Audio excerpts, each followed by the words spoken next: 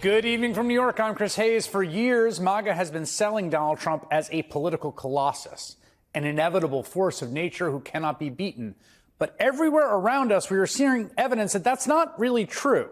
And part of the reason that is happening is because Americans are seeing up close the damage, feeling the pain. People are opposing ICE agents raiding their neighbors, going out in the streets with whistles. They're getting notices that their health premiums are skyrocketing and their food stamps will run out. Federal workers are going unpaid for weeks now as Donald Trump builds a gilded $300 million ballroom no one but him asked for. The more unpopular Trump and the Republicans grow, the harder they try to project strength with lies. Like House Speaker Mike Johnson today trying to convince reporters that keeping the House in recess and the government shut down is actually doing wonders for their numbers. House and Senate Democrats are openly admitting that this is their shutdown. You have seen the highlight reel of all of them stumbling into admitting that. And yet they're also incoherently claiming that the shutdown is somehow on the fault of the other party. And the people aren't buying it. And that's why the polling continues to show that the approval of Republicans in Congress is rising with each passing day. Wait a second. Approval of Republicans in Congress rising each passing day? That's a lie.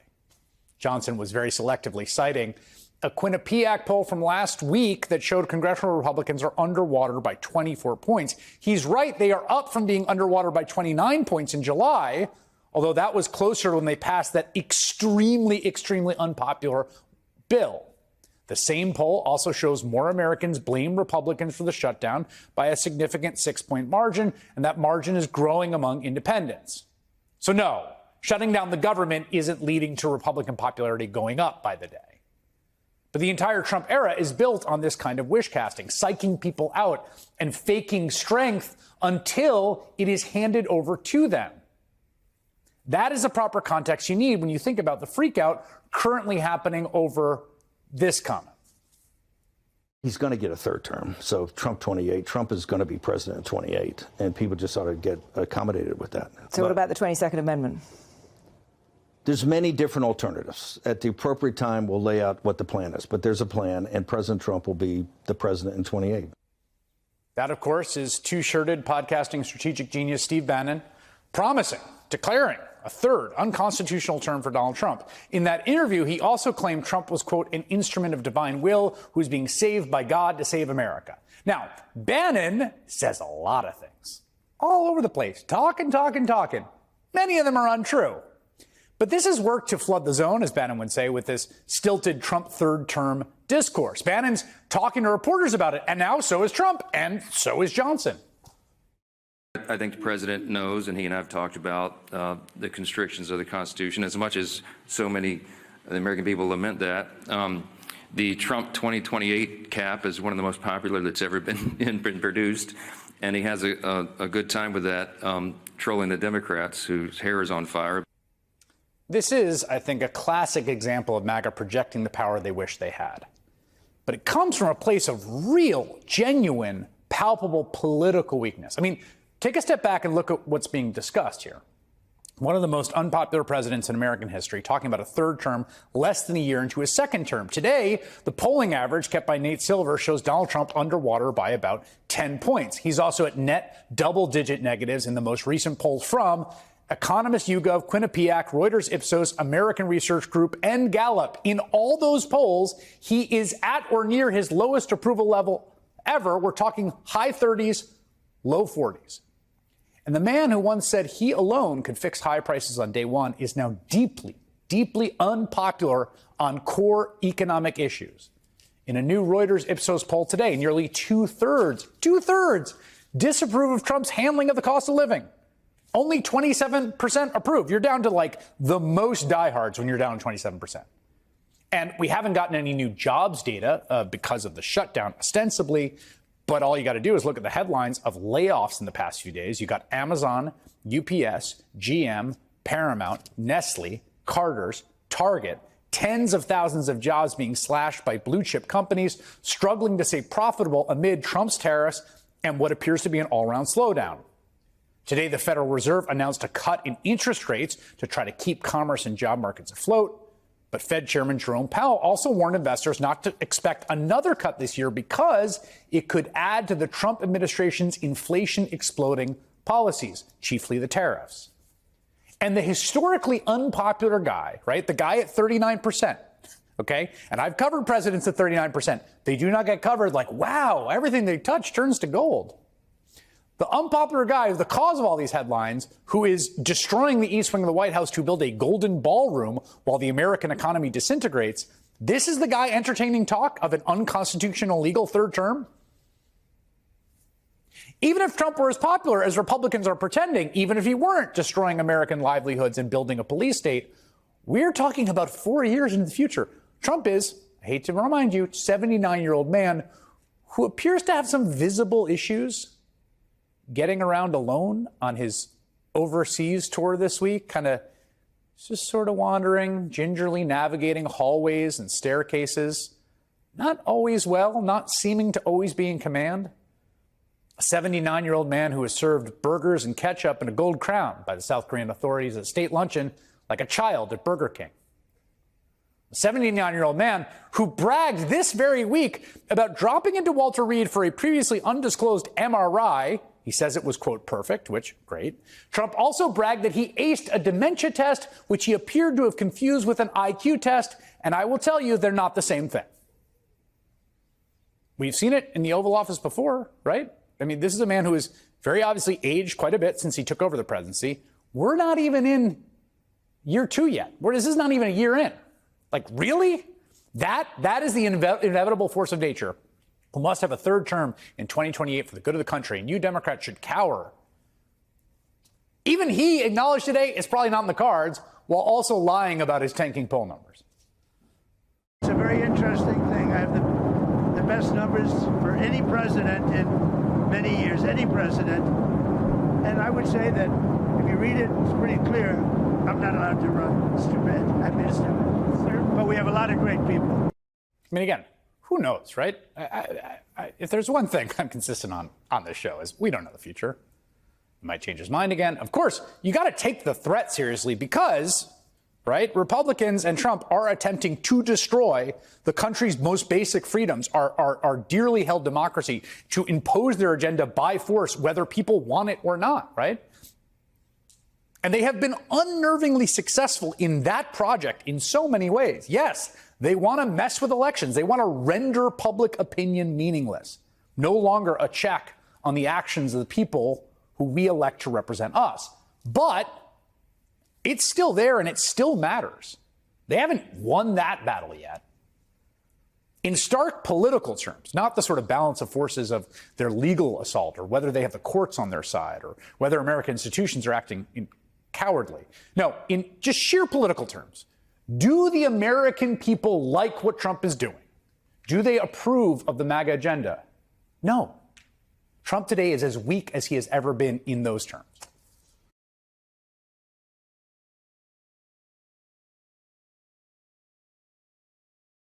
Significant developments with the Trump administration on defense for obviously trying to bend or break the law in this ongoing crackdown, as well as new signs of potential meddling in the midterms. I have both of those stories for you right now. We begin with the rule of law cracking. As the Trump campaign's efforts and the Trump administration and whatever you call Donald Trump's sort of roving international politicizing of our issues in America is all turning into direct claims by the president that he can do even more and deploy even more military force in your cities by his own unitary choice. The DOJ also indicting a midterm candidate. So we will get to that. The revelations that undercut the Donald Trump administration's rationale for going into these cities, though, continue to pile up.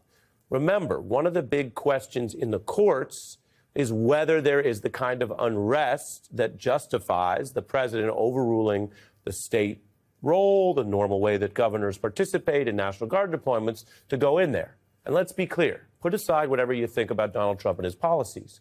As a general matter, if there is a rebellion or total riot unrest in a part of America, you would expect, rationally, the president to be able to do something about it. I mean, if not the president, then who? And I can tell you, as a quick legal simplification, if you have those kind of events or a rebellion, sure, any president, including this one, can do it. But what if there isn't a rebellion? What if there isn't even much unrest? What if the so-called, quote, unrest that does exist is sometimes happening because federal troops are on the ground, using aggressive tactics, leaning into conflict? Then do you have the lawful administration of troops in the streets? That's not me being a news anchor asking hypothetical questions. That's literally the question right now. And while we cannot prejudge what ultimately will be ruled on in the courts, which still do have the last word on whether you can put troops in the streets for little to no reason, these are questions being tested tonight because apparently the evidence for Trump's view that it's really bad out there in these cities is so thin that they have to fake it rather than show it. Trump's DHS caught manipulating videos to create the false impression that there are violent hotspots in the certain places that they want to deploy. The Washington Post reporting on this problem. They've been busted, including the government. Remember, this is your government. They are answerable to you. This is still a country we have here. And they're using your tax dollars to try to mislead or lie to you about where they're putting troops and what the reasons are. So they have this sort of gussed up footage that is months old, so it doesn't show why the troops would be there right now, or from thousands of miles away. Here's a photograph from Nantucket, Massachusetts, but DHS claimed it was D.C. as the reason for why they have troops in D.C. Here's an image from international waters. Okay, so you have this problem, say, this kind of migration on a boat somewhere, but the DHS falsely claimed it was New York City in order to justify the local patrolling they're doing. Here's a scene from Texas, which again happens to be a red state, but Trump's DHS claims that this action going down here, they need help, got to deal with this, yada, yada. They claim it was Chicago. Imagine that. You want to argue that these places are just teeming with crime or immigrants or whatever the problem may be. Sometimes it's ICE agents, so you need an immigrant angle if you're the government. Sometimes it's just general unrest because you want to put some Marines there. And you say it's just out of control. And that's why, obviously, you need to put the people there. And sooner or later, this will be tested in court where you're saying, oh, my God, it's out of control there. And you can't even find enough photographs or videos to fill a short presentation. The fact that they're caught faking this evidence reinforces apparently how hard it is for them to find the actual real evidence of their claimed unrest. So that's a public relations issue. It's a propaganda lying issue. It's a what are they doing with their time and your tax dollars issue. But it's also the kind of problem that could catch up to them in court, where the facts are supposed to matter on the evidence of whether there is the unrest to justify the way they're using force. And remember, these are the same folks who've been complaining for years about the media and fake information and so-called, quote, fake news. Well, your government under Donald Trump's DHS is the one pushing fake news right now. And you can spotlight this disconnect with the costumes and the sort of dark humor or fun out there.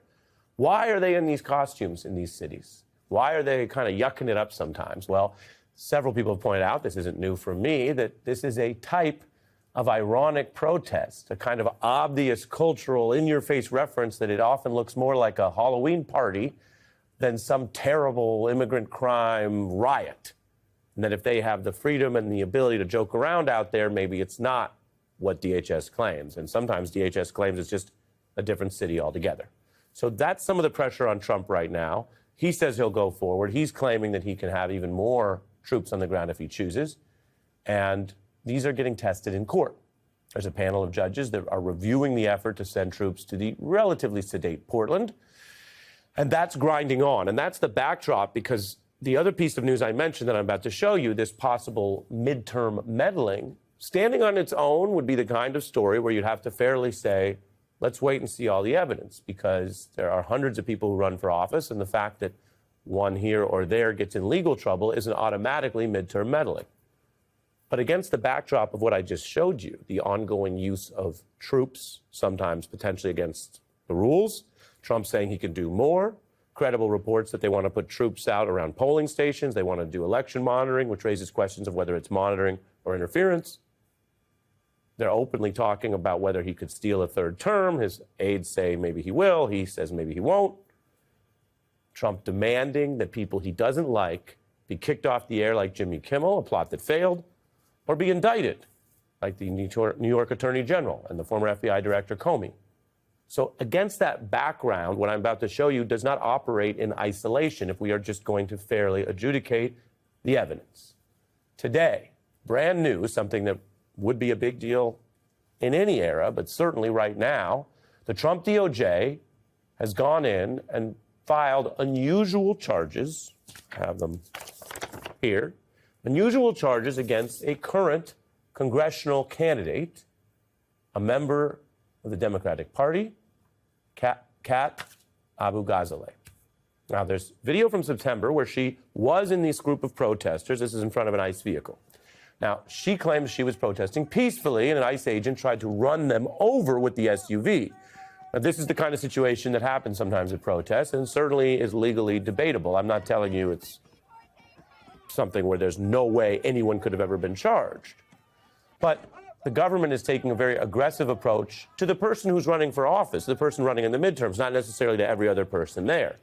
And they say that she, along with a few others, banged aggressively on the vehicle's side and back windows, crowded together in the front and side of the vehicle, and pushed against the vehicle to hinder and impede its movement.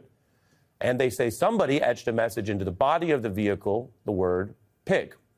So the DOJ is charging a conspiracy to impede or injure an ICE officer and assaulting or impeding an officer while engaged in their duties. I could just tell you legally, we showed you the video, whether the car was more of a danger to hurt the people or the people were in danger to hurt the car is certainly debatable. Now, she is legally presumed innocent. We will also continue to follow these cases. If there is strong evidence against the defendant, we'll report it like we would anybody else. But we won't do it with our eyes closed as if we don't know what's going on. People said, oh, well, if this happens or if that happens or if that happens, we're way past all of that happening. Some people are concerned. The American public has shown wide opposition to the king-like powers that the president tries to seize. Other people, elites, business elites, apologists, some of the law firms, they keep kind of saying, well, maybe this will naturally slow down. It's not slowing down. This individual is now the 7th person who is a public Trump critic to face this kind of legal action. And what you see on your screen, these people are not united by party or identity or age or geography. You have a longtime Republican, John Bolton, who served in the Trump administration. You have James Comey, call him a moderate or a center-right official. He was previously a registered Republican. He's not exactly beloved by either party, but what puts him on this list is that he had the audacity to stand up to Trump in office and criticize him after he left government service. Then you have others who obviously did pursue the president in their lawful duties when he was a defendant. And so he has publicly demanded to flip the tables. In the lower left, I would remind you, you have a mayor, current Democratic mayor. The case against him fell apart. The charges were dropped. They will grind these on. They don't seem to care or face any embarrassment for that. The list is not getting smaller. The list is growing tonight with the candidate. You might not have heard of her, but she's a midterm candidate in the lower right. And we've seen these type of crackdowns on dissent on the opposition party, raising the sort of disincentive or punishment for anyone who might think about being a critic or running for office. We've seen this abroad. Putin has overseen sham elections where not only do they, of course, control the polling, that's one part, but they also misuse their so-called justice system or their government powers to railroad even the minor sort of token opposition that exists. That is a type of election meddling. You might remember Alexei Navalny. He was the most prominent critic of Putin, but nothing suggested he was going to get close to being allowed to really run in a way that would challenge Putin's power. But he was seen as a rising critic. And so the Putin government went ahead and prosecuted him in a case that was widely derided as completely selective political prosecution. He was held in a Russian jail where he died. Now, other examples that are not quite as stark. You don't have to go full Putin. The former FBI director charged. Attorney General of New York charged. Members of Congress in the opposition party openly threatened that they too would be next. And tonight, a midterm candidate charged. It's not slowing down. And the question is what people in our democracy, while rights are still allowed to be exercised, what people will do about it.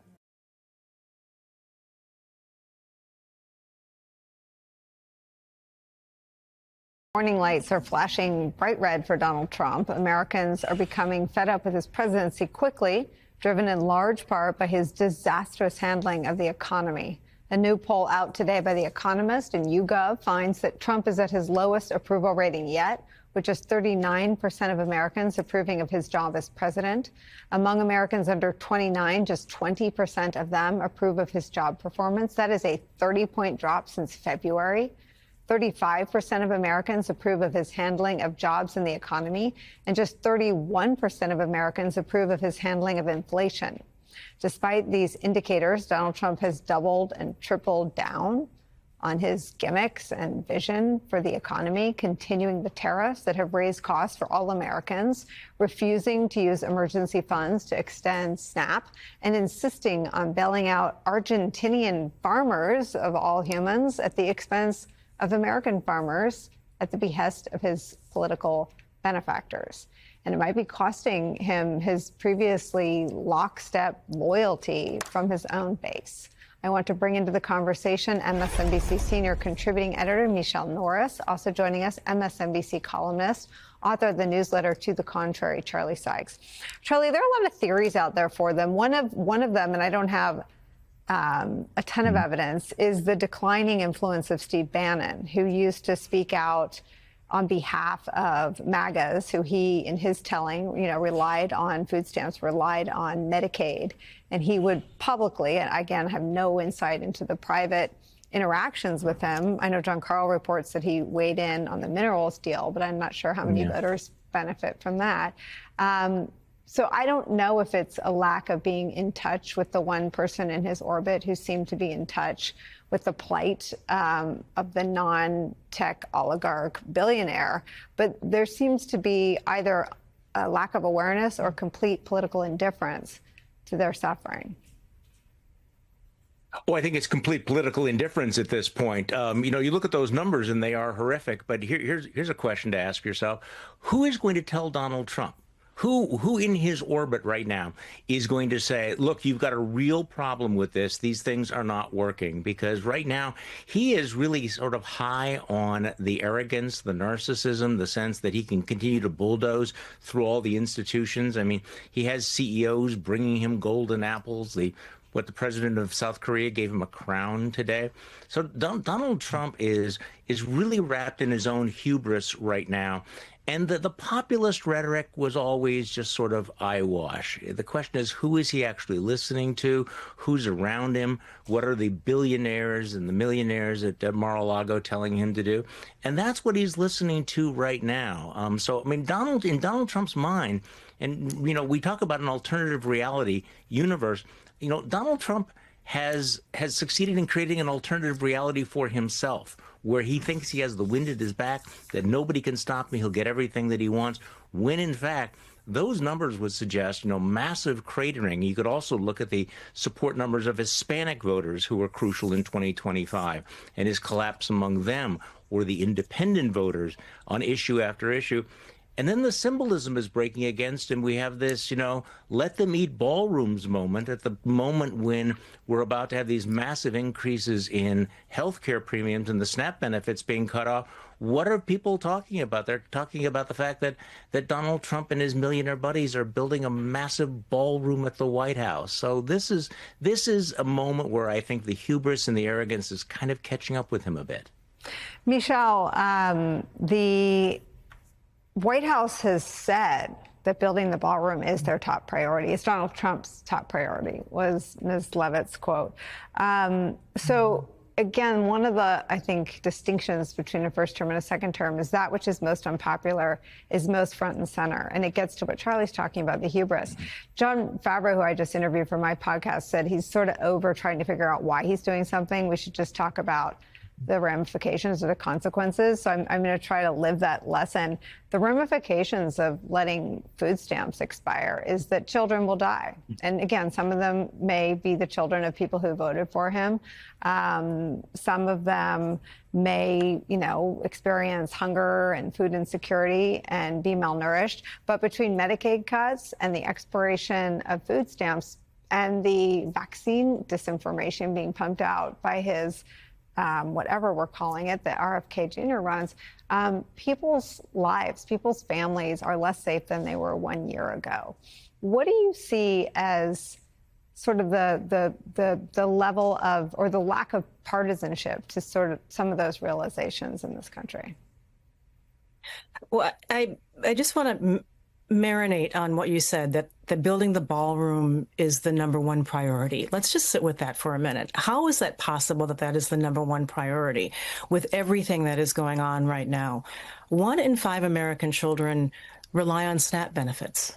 1 in 5. That's a huge number. And while the administration tries to pretend that SNAP benefits gobble up a huge portion of the American budget, that's just simply not true. There are reserves that they could reach to. They could extend those benefits in November if they wanted to. They're just choosing not to.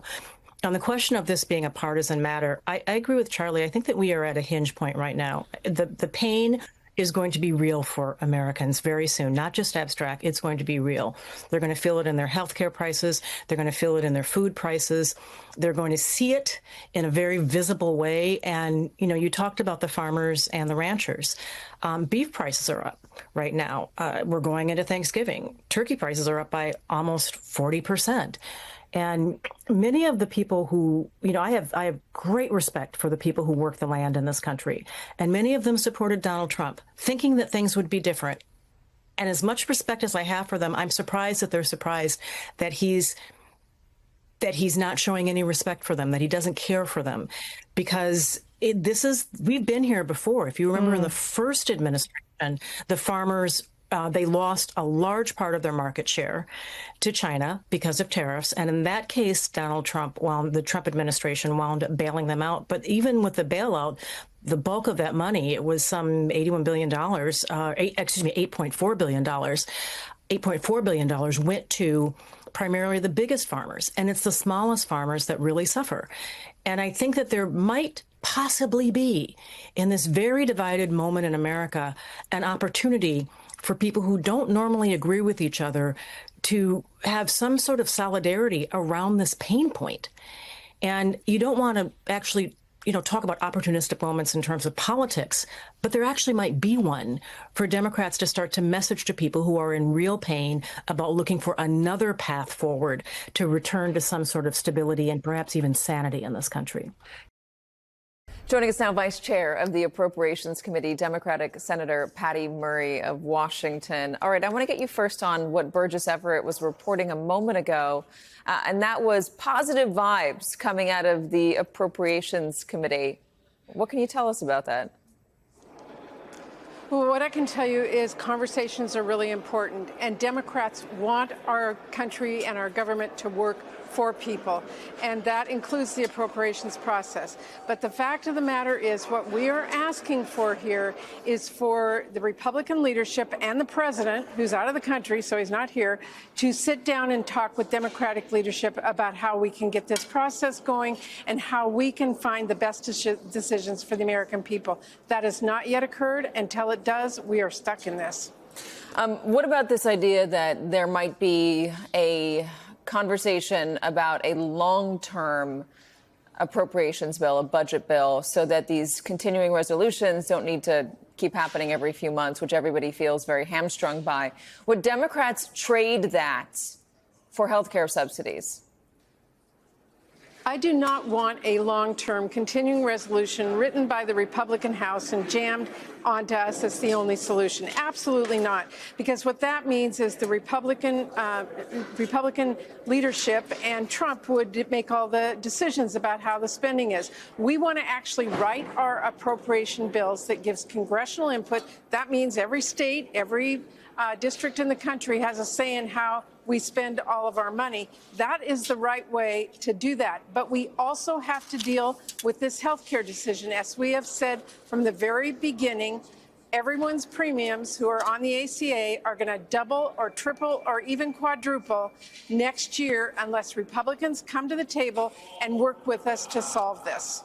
I just had Everett Kelly, who represents the majority of the federal workers out there, and he feels, and his members, he says, feel like they are pawns in this. They keep getting trapped in these arguments on Capitol Hill between lawmakers who, by the way, are still getting their paychecks. He says healthcare should be dealt with, but not in this scenario. They don't want to be the ones that are suffering over it. What is your response to him? You know, my heart goes out to every single federal employee. The Trump administration, since the beginning of this year, has treated them like non-human beings, furloughing them, laying them off, hiring them back, dismissing them, calling them names. And they are critical to our government and to our functioning across the board in so many ways. And now they are rightfully saying they are really feeling the pain and pinch of this as well. We want to work with them. We actually have legislation on the floor to pay all of our federal employees. It is actually sponsored by Republicans as well. If the Republican leadership brought it up, it would pass today. Speaker Johnson would have to bring his members back finally and pass it. But we understand that and want to fix that for them. What about the people that are receiving SNAP benefits, the ones, the 42 million of them, by the way, who could lose that benefit as of this weekend? You know, Katie, this issue makes me so mad because Republicans just a few months ago enacted the largest cut to SNAP in our nation's history. And now they are turning around today and using people on SNAP benefits to deny them the food they need. This is the facts. The administration has the money in a contingency fund that they have used before and lawfully can do again to make sure people who are receiving SNAP benefits do not lose out on that. They are refusing to do that, and that is wrong. Yes, we want to make sure that people get their SNAP benefits. We are happy if the president is once again going to abuse people who don't have food for their kids. We will happily pass that here in the Senate and ask the House to as well, but it is incumbent upon the Republican leadership. It is galling to me that the president is sitting at these amazing dinners and redoing the White House to the tune of millions of dollars and sending money to Argentina and wherever else he wants to, and doesn't recognize that right now, with one word, he can make sure these SNAP beneficiaries get what they need. So despite what Burgess was reporting on the positive vibes, it still sounds like you guys are at the same impasse you've always been at, which is the Republicans aren't budging and the Democrats aren't budging. How long?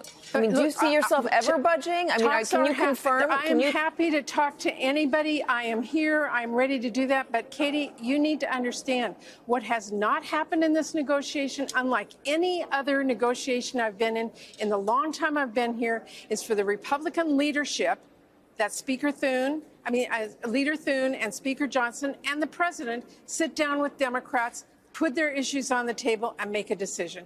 And that has not happened. They have refused to even talk. That's crazy to me. Yeah, listen, and I've been covering this for 10 years, and you're right. That's normally what we see. A president gets involved. There are negotiations. There has not been a negotiation here. So on that subject, can you tell me that Democrats are never going to buckle on the issue of subsidies, that you will not vote until that is on the table? As long as it takes? Katie, what I'm going to tell you is we are here fighting for people like my constituents who are opening up their mail right now and discovering, like a woman just told me, her bill is going from $800 a month to $2,100 a month for her insurance next January. You bet I'm going to stand here and speak out for her to make sure that we deal with that issue. And I plead with my Republican counterparts. Listen to your constituents. Watch what is happening. Sit down and work with us so we can solve this. All right, Senator Patty Murray of the Appropriations Committee, Vice Chair, appreciate your time, also in leadership. Thank you very much for joining us.